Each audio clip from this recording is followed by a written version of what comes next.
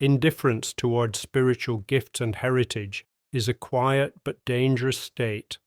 It is the tendency to trade what is eternal for what is immediate, or to bury what is valuable out of fear or laziness. These stories serve as a wake-up call to value what God has entrusted to us. Esau, the high cost of the immediate.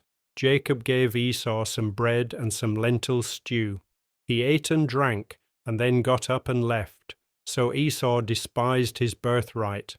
See that no one is godless like Esau, who for a single meal sold his inheritance rights as the oldest son.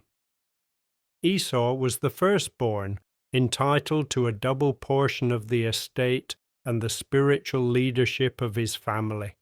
However, because he was hungry in the moment, he viewed his birthright as a useless abstraction. He traded a lifelong generational blessing for a bowl of soup. I will not trade my future for a temporary feeling. I value the spiritual inheritance God has given me more than physical comfort or immediate gratification. My eyes are on the eternal, not just the stew in front of me. Indifference is treating something sacred as if it were common. The parable of the talents, the danger of the buried life, the man who had received 1 talent came. "Master," he said, "I knew that you are a hard man, so I was afraid and went out and hid your talent in the ground. See, here is what belongs to you." 2 servants invested their master's money, but the third was indifferent and fearful. He didn't waste the money on sin, he simply did nothing with it. He treated his master's trust with apathy, assuming that playing it safe was enough. I am a faithful steward of the gifts God has placed in my hands. I refuse to let fear or indifference paralyze me.